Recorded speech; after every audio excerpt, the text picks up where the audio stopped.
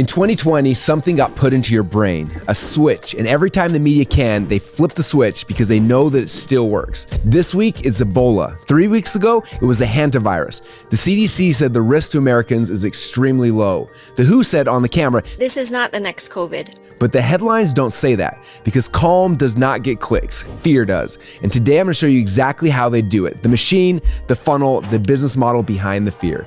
I'm gonna use a book that was written in 2012 that predicted all of it. This is the Propaganda Playbook, where I take the biggest stories in the news and decode the propaganda techniques that are hidden inside of them. And then I show you how to use the ethical version of those same techniques to grow your business. So with that said, let's get right into today.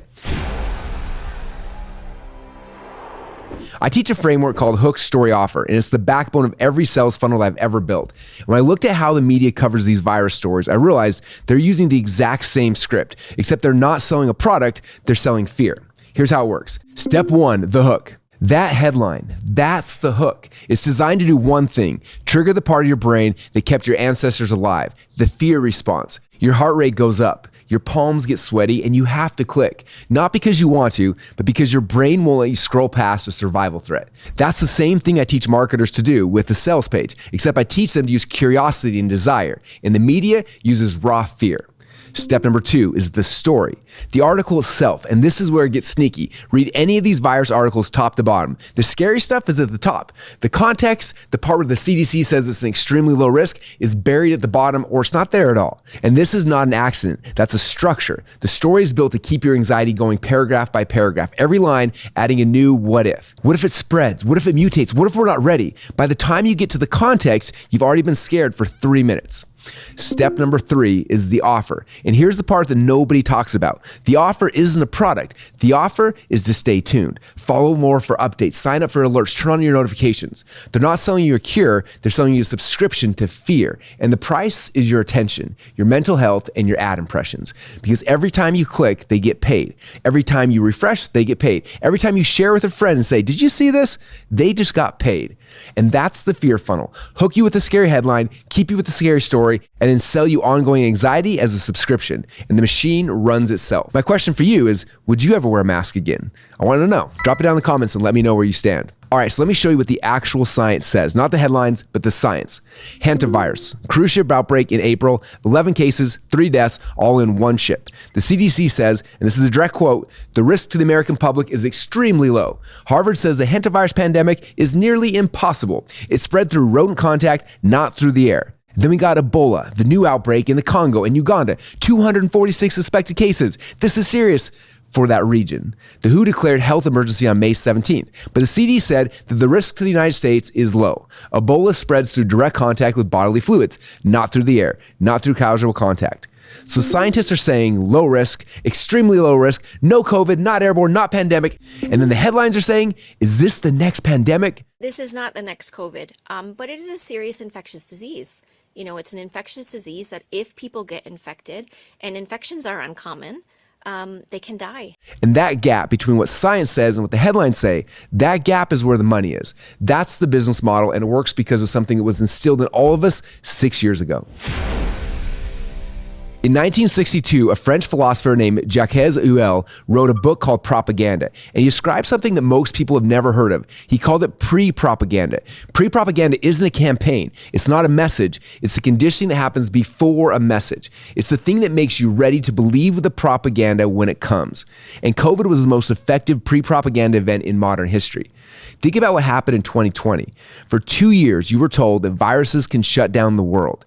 Your life can be taken away overnight. Trust the experts, follow the rules, and stay afraid. Whether that was justified or not, I'm not debating that today, although we could. What I am telling you is that that experience installed something, a switch, a reflex. And now every time the word virus appears in a headline, that switch gets flipped. Your body remembers 2020 before your brain can process the facts. And the media knows it. They don't have to convince you to be afraid of hantavirus. They don't even have to prove that Ebola is a threat. They just have to say the words, "next pandemic," and your body does the rest for them. That's Ellul's pre-propaganda, the conditioning that makes future propaganda automatic. Now, there's a second book that explains why the media does this. Not just how, but why. And it's written by one of my friends named Ryan Holiday. In Ryan's past, he was a media manipulator. Back in the day, he worked for American Apparel, and his job was to plant fake stories in blogs and then watch them get traded up the chain, from small blog to a bigger sites to cable news until they became real stories. And in 2012, he wrote this book right here, Trust Me, I'm Lying, Confessions of a Media Manipulator, to show you exactly how the system works. And his core insight was simple. The media doesn't sell information, it sells attention. And the cheapest way to get attention is fear and outrage, because those emotions bypass rational thought. You don't choose to click on a scary headline, your amygdala clicks it for you. And here's where it gets real. Look at these numbers. In the 1970s, 72% of Americans trusted the media. Today, it's only 28%. It's an all-time low. Among Republicans, it's only 8%. And among people under 30, under 28%. Even among Democrats, only 51%, the lowest ever for that group. The media is in free fall. Viewers are leaving for podcasts, YouTube, independent creators, and revenue is collapsing, and fear is the last lever that still works. Outrage fatigue has set in for political content, but pandemic fear, this still triggers the switch that was installed in 2020. These virus headlines aren't journalism. They're a dying industry pulling the last lever that still works. And the price isn't measured in dollars. It's measured in anxiety disorders, broken trust, and a generation of young people who were conditioned to be afraid during the most important years of their development. What was the moment that you stopped trusting the news? Was there a story that broke that did it for you? Was it something else? Let me know in the comments down below. I'm curious what it was for you. Now, this is the part that really gets me because I have kids. And the generation growing up right now, the kids who went through COVID lockdowns during their most important developmental years, they're the most anxious generations in recorded history. The WHO reported a 25% spike in anxiety and depression worldwide during the first year of COVID alone.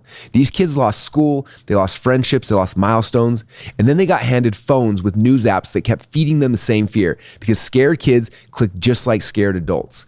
And now every time a virus makes the news, these kids relive 2020. Not because the virus is dangerous, because the coverage triggers the conditioning. The media is hijacking the trauma of an entire generation for ad revenue. Now, I teach people how to use hook, story, offer to build businesses that help people, that change people's lives, and that create real value. The media uses the same framework to create anxiety for profit. Same tools, same structure, one builds and the other destroys. If you're seeing this right now, type awake in the comments down below if you can see what the machine is doing. So what do you do with this? Because urgency is real, deadlines work, scarcity drives action, and I use urgency in my marketing every day, and that's not wrong, but there is a line. I talked about this in my last episode about the AI do machine. I call it the disclosure test. Before you use urgency in your business, ask yourself one question. If my audience knew exactly how and why I was creating this urgency, would they still respect me? Are you closing a cart because the cart's actually closing? That's real. If you're saying there's limited spots because the room holds 500 people, that's real.